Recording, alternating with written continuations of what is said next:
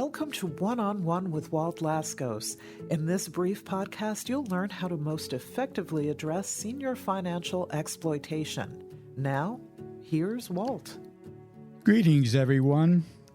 Well, the New York Times recently ran an article by Tara Siegel Bernard titled, "They're Giving Scammers All Their Money. The Kids Can't Stop Them." If you care for an elderly parent or grandparent, you'll definitely want to hear what Siegel Bernard has to say in her article about the experience Chris Mancinelli had dealing with his 79-year-old father, Alfred.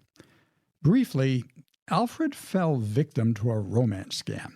He was taken head over heels for who he thought was Alexa Bliss, but in reality was a con artist posing as Alexa.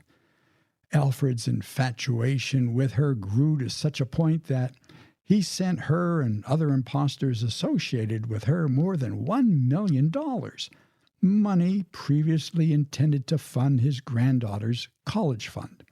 So when his son Chris became aware of the scam, he immediately tried to end the charade by transferring the little that was left in his father's account to another safer account. But that move backfired for Chris. His father found out and sued him for doing so. And for Chris in this case, he was left helpless. Well, what's your take on this? Does it sound similar to what you may be facing with your older loved one who may be enchanted by some romantic individual they have met online? Joining me to offer a perspective on older adults who have been, let's say, smitten with love and a romance scam is Cameron Huddleston, Director of Education and Content at Carefull.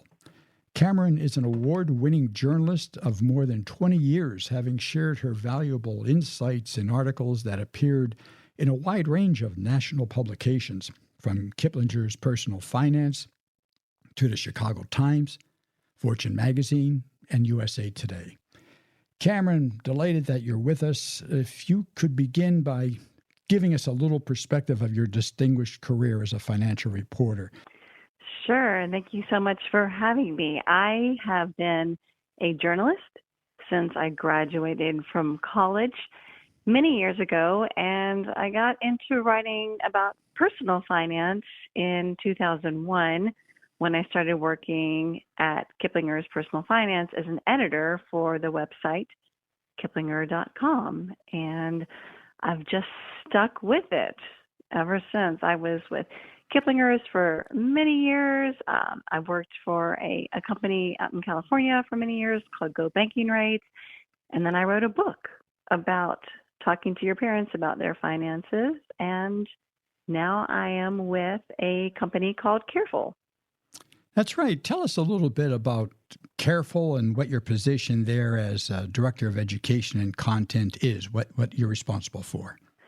So Carefull is a financial safety service. It is a platform that provides 24/7 account, credit, and identity monitoring. It focuses on protecting the finances of older adults and also supporting coordination with their family givers. And we can do this with our Trusted Contacts feature. So if you are an older adult who is using the Carefull service, then you have the option to name a trusted family member, a trusted friend as your trusted contact, and you can give them view-only access to accounts that are being monitored, or maybe you only want your trusted contact to see the alerts that Carefull is sending when it spots unusual activity. And what I do is I am in charge of all of our educational content for consumers, for our users. I also play a role in helping craft our advice that we provide our users with when they receive alerts. So you're not just being told, hey, we've caught something wrong.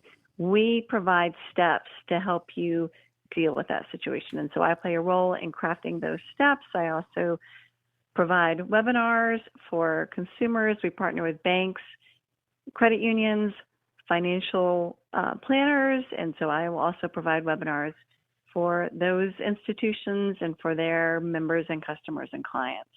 Well, I'll tell you this, I can't help but think that we can't be any better hands today as we chat about this article. given your background as a financial journalist, your work at Carefull, and your whole years of experience in the financial industry, reporting on it. So that this is, I'm really looking forward to hearing what you have to say about this article in the New York Times. Now you read it. You read how Alfred Mancinelli sued his son Chris from trying to prevent him from sending money to his imagined online romantic lover, Alexa, in this romance scam. So in your experience then, how is it that you see that Chris could not stop his dad from giving away all of his savings to a scam artist? This story is quite tragic, but unfortunately, it's not uncommon. These romance scammers are so good at what they do, and they really convince their victims that they are indeed a romantic love interest, and they will profess their undying love to these people, and these people believe that they have met the loves of their lives. And so it is really hard to convince someone otherwise. And the problem, too, is that if you're not intervening soon enough and that romance has really grown, at that point, the person is invested. And if you're telling them this is a scam, then they have to admit to themselves and everyone else that they were conned. And that's a really hard thing to do. It's really hard at that point to say, there's no way this person isn't real. There's no way this person is taking advantage of me. They love me and I love them. And so you don't want to have to admit even to yourself that the person that you're talking to isn't a real love interest, it's a scammer who's taking advantage of you. And so that's really one of the biggest issues there. There can also be a problem with cognitive decline. Perhaps your parent, your aging loved one, is in the early stage of memory loss, and they are no longer able to spot those red flags of a scam as well. They might be able to disguise their memory loss to you and the people around them, so you're not noticing this cognitive decline, but the person who's connected with them, they're manipulating them in a way that they might have spotted if they weren't experiencing cognitive decline. And so if the person's isolated, it's easier to take advantage of them if you don't have family members who are regularly checking in on them, regularly interacting. And so part of the problem might have been, and I read the article, but I don't know how soon his son got involved. And so perhaps if his son had gotten involved sooner, or really if his son had helped protect his dad from the get-go, by talking to him about scams and what a romance scam looks like, perhaps he could have prevented his dad from even interacting with this person. But really, the sooner you can catch these warning signs that a parent is a victim of a romance scam, the sooner you get involved, the more likely you might be able to stop it. There's still no guarantee, but you have a greater chance of helping your parent cut off contact and recognize that it is a scam. I think you're right on target there, Cameron, because I was thinking to myself the same thing, that while the article doesn't quite say, the proximity, that Chris had to his dad, how much they might have been in touch with one another, because it seems to me if his dad got to the point where he was giving away millions to this person and to her friends, and it doesn't happen overnight. There had to be signs along the way. Now, if his father was living all by himself, you get a situation where, they're lonely.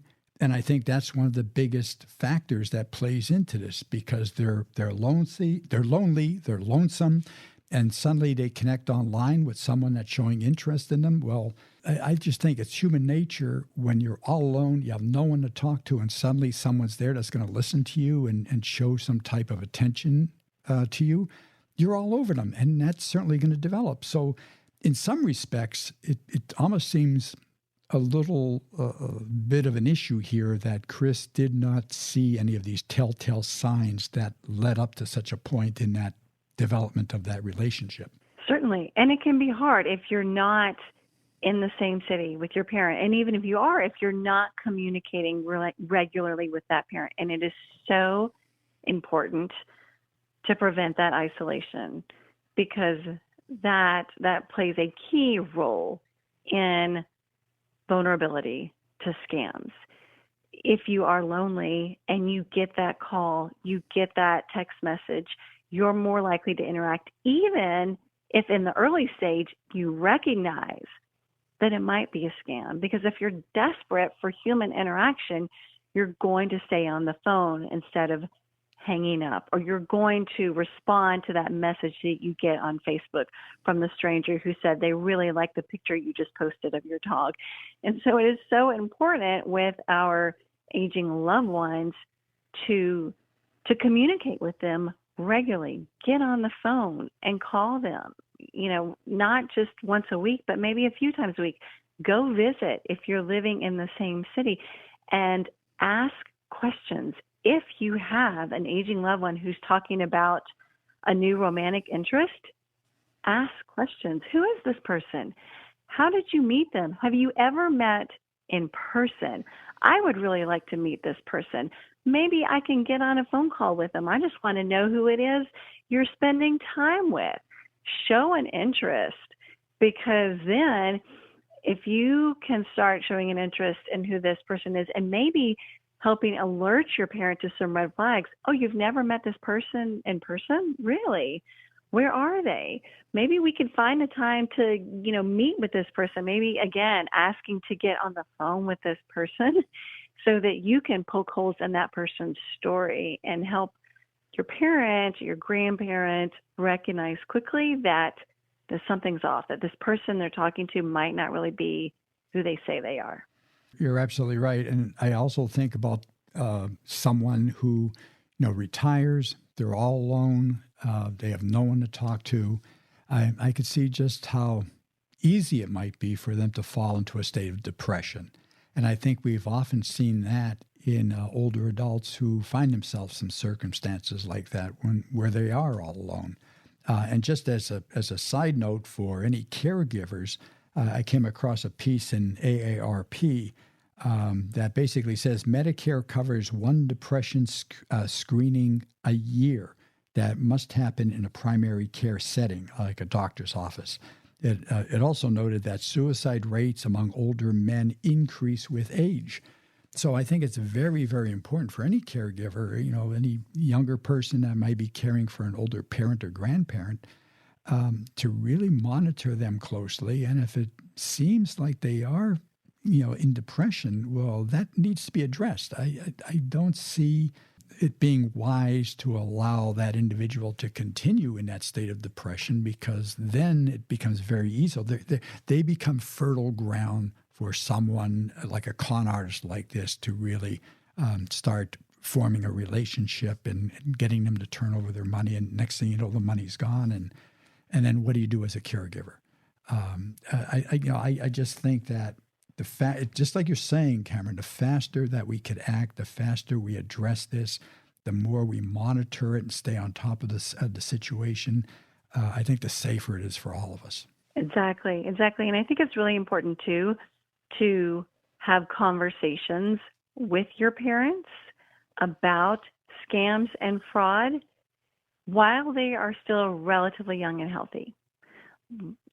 Open the door to those conversations before they are at a greater risk of becoming a victim. Make them aware of how scammers operate. Talk to them about what a romance scam looks like. Talk to them about what an imposter scam looks like. Tell them about those text messages they might be getting on their phone and how to determine whether it is actually from their bank or a scammer. Raising this awareness early on is going to really lay the groundwork for protecting them down the road and letting them know that they can come to you when they get that suspicious call or email or text message, because you've already been talking about it. If you wait until they're already becoming victims, then at that point, your job is a lot harder. Your job is a lot harder because at that point they're feeling shame. And they're feeling like, I'm embarrassed to tell my child that I have fallen victim to a scam. And so if you're helping prepare them so that they are less likely to become a victim, then that's what you want to do. You want to take a preventive, proactive approach as opposed to a responsive approach. And so you want to start talking to your parents about these things as soon as possible. Exactly. It's so important to stay on top of it, to have that conversation with your elderly parent or grandparent, and to be mindful of the situation that they find themselves in. And, I think when it comes to finances, and this is something that in your long career, you've monitored and wrote on all throughout, you get someone like Chris Mancinelli. His father has millions of dollars. That money is supposedly earmarked for the daughter's college fund. Well, what kind of safeguards is Chris taking to ensure that money, even though it's his dad's, remains safe? And here's where we get into the app like Carefull and some of the other resources. Let's talk a little bit about what Chris perhaps should have done vis-a-vis the financial resources or financial holdings that his father had, and how they need to be protected, because you have an older parent. In this particular case, okay, they fall victim to a romance scam. The parent or grandparent might, start suffering from a dementia. That money could be gone in a second. So what are some of the resources? What can we do, including Carefull, that can protect and safeguard that money? So again, you want to start with conversations. So in addition to talking to your parents or your grandparents about scams and fraud that they should be on the lookout for, you want to talk to them about how can they protect their finances? What protections can they put in place? And you can position it as, hey, I want to share some things that I have learned recently that you can do to protect your finances so that you can stay in control of their finances. You don't want to look like you're trying to come in and take control. It's like, Mom and Dad, have you named a financial power of attorney, someone who can make financial decisions for you if you can't? Do you have trusted contacts named for your financial accounts, your investment accounts, someone your brokerage could call in case they suspect fraud or exploitation? Have you named a trusted contact for your bank account? Not all banks will ask for one, but you can ask the bank if they would allow you to name a trusted contact. Is there a second set of eyes on your finances? Like perhaps both of your parents are still living. Are both mom and dad keeping constant watch on the accounts? That article pointed out there was another family that was mentioned, a couple. The husband had been giving away money to a scammer, and the wife was caught off guard when she discovered that I think they had a home equity line of credit that had been maxed out. And she had no idea and thought, well, why didn't the bank contact me? Well, I don't, the bank probably didn't suspect that anything was going on. Maybe they thought that they, were drawing on that line of credit to make some renovations to their home. The wife should have been keeping an eye on those accounts every day to make sure, it's her money too, and so if there are two parents, you talk to them, hey, do both of you have access to the accounts? Are both of you monitoring the accounts? If there's just one parent, then you want to bring up the idea of, are you willing perhaps to let me or one of my siblings or someone else you trust be a second set of eyes on your finances? I don't want to come in and take over your finances. I just want to help you keep a watchful eye for fraud and scams and unusual transactions. Carefull does allow people to provide that view-only access. So your kids can't get into those accounts and move money around. All they can do, if you allow them, by naming them a trusted contact, is to see those accounts or maybe just receive the alerts that Carefull is sending. And so there's an alert that $500 in gift cards were purchased. So your kid calls up and says, hey, Dad, were you buying gift cards for the grandkids Or is something else going on? Does someone perhaps reach out to you and tell you that you needed to use gift cards to pay a tax bill? And so you can use Carefull to get that second set of eyes on your finances from a family member you trust. And it's important that we all have that second set of eyes on our finances as we get older, so that things aren't slipping through the cracks, so that someone is watching out for us. Because if there is a health condition, if there is cognitive decline, or if you're simply forgetting to just check on your accounts regularly, it's a good idea to have someone making sure that your finances are safe, so that we're not losing them all of our money to scammers. I like what you're saying there, Cameron, because, when you think about it, having another set of eyes monitoring, and just like you say, Carefull is a perfect application to make that possible, to allow, other designated individuals to be at least monitoring the accounts, so that if an alarm goes off that some money's going here or going there, and it's like, why is that? Individuals become aware of it. They're made aware of it, so that preventative measures can be taken immediately, rather than waiting and not knowing. And next thing you know, millions of dollars has gone. And as we all know, in these scams, once that money's gone, it's gone. Chances are very slim that you ever recover those thousands, those millions of dollars lost. So it's very, very important to do so. And again, Carefull, I find that as being a perfect application, a perfect tool, perfect resource to be able to deliver the kind of results and safeguard those kind of accounts that an elderly parent might have. However, let me ask you this, Cameron, and I don't want to put you on a spot, but when you think of it, a lot of times with older adults, their sense of identity, independence, they don't want to be seen as like, well, I'm no longer in control of my senses, that are faculties, that I can't monitor my accounts, and they're stubborn and they won't allow. Are there any secrets of how one can persuade an older adult to set up an account where, let's say, like using Carefull, that the accounts can be monitored? Because of older folks, I'm older, I'm speaking from experience from my age group. It's you start talking about apps and all these technical things, and I think a lot of these older folks don't like that.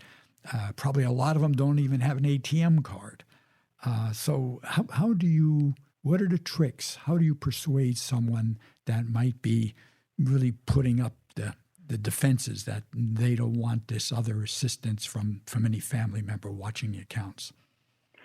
I knew you were going to ask that, and I'm glad that you did, because that is the tricky part, right? Mm-hmm. How do you get a parent, an older adult, to agree to let you, the child, have any involvement in their finances? No one wants to give up control. No one wants to give up independence. And so I have a couple of suggestions. First of all, start by talking to your parents about the benefit of having online accounts if they don't already. They might be relying solely on getting those monthly statements from their financial institution. So this might be the first discussion that you have to have. That's right. And remember, those monthly statements are coming paper. They're not coming digital for a lot of those older people. Yeah. And so the first conversation is, mom or dad, it's really important to have online access to your financial accounts so that you can check them whenever you want for signs of fraud, for unusual transactions, so that you can stop those unusual transactions. If you wait until the end of the month to get a statement and someone has gained access to your accounts, then the damage is done and it's going to be a lot harder. It might even be impossible to get your money back. And so first of all, you want to really sell the benefit of having online access to accounts. And if you have online access to accounts, then it's a really good idea to set up automatic bill payments for as many bills as possible. This is so much safer than writing checks.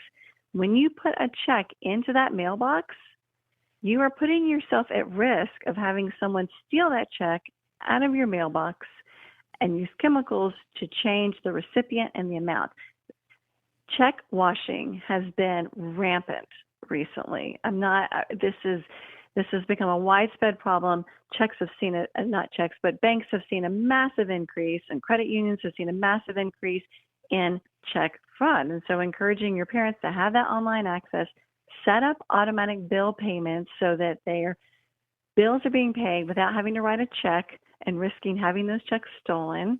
So you're introducing the idea of protecting themselves by using technology. Let's also go to annualcreditreport.com and get free copies of your credit reports and check them to make sure there aren't any lines of credit or accounts that you don't recognize, which would suggest that someone has stolen your identity. And we need to put a stop to that. Hey, while we're at it, why don't we go ahead and sign up for credit and identity monitoring so that you can get alerts if there are any changes to your credit reports and if your identity is being misused. And hey, let's think about a more comprehensive service like Carefull that's going to provide account, credit, and identity monitoring. You're going to get alerts when Carefull spots and we look for more than 50 types of changes in behavior. And so it's going to look at what's normal behavior for you and then alert you when we spot a change in that behavior. And so you don't necessarily have to say, let's get you signed up for account monitoring, credit monitoring, identity monitoring, so that I can monitor too. Get them comfortable with the idea, and you could suggest the idea of using a service like Carefull. And then you can discuss what would be some scenarios when you would be comfortable allowing me to get involved with your finances to help protect you. Get them to agree and maybe even write it down.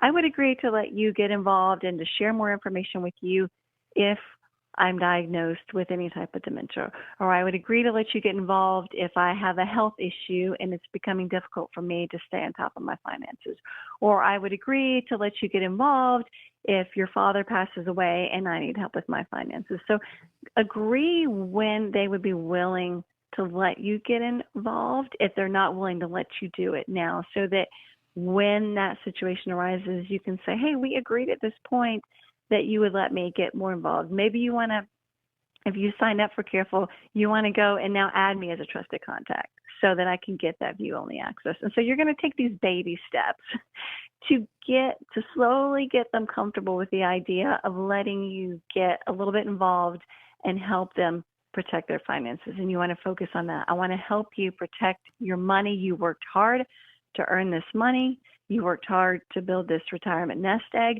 Let me help you protect it. These are some things that I have found that have helped me. Let me help you set these protections up. I think those recommendations are fantastic, Cameron. I mean, exactly what needs to be done, because I really see how they contribute to developing a degree of trust between, the son or the daughter and the parent or grandparent.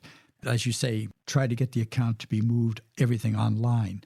And I could see sitting down with your elderly dad or grandparent and taking the laptop and actually walking them through and showing them right on the screen how right you look, having instant lookup at your account right as it is right now to see what's happening, as opposed to waiting until the end of the month and getting a paper statement of saying where your account is. I think that type of day by day, having patience with your elderly adult, building that trust, and slowly moving in a direction is a great way to go. Those are great recommendations. Thank you. So I think if we're looking to wrap up, do you have any last comments to share before we close? Well, I would just like to reiterate that it is, if you want to help protect your parents from fraud and scams as they age, you've got to get involved now. Lay that groundwork while they are still relatively young and healthy. You don't want to wait to an emergency. You don't want to wait until all the signs are there that they've given away their life savings. The sooner you get involved, the more often you communicate with your parents, the better you will be able to protect them and their finances. And finally, Cameron, if a listener would like to learn more about you and Carefull, what's the best way that they might be able to connect? You can learn more about Carefull at Get Carefull, G-E-T. Carefull is with 2 L's, GetCarefull.com. And on the Carefull website, if you want to check out our articles, they are great resources, and I've written most of them. And so there's lots of information about the latest scams, how to protect your finances, how to protect aging parents or aging loved ones' finances. Lots of information there. And that portion of the website is entirely free. Wonderful. Not only is Carefull a great asset in this fight against scams and fraud, but so are you as well, Cameron.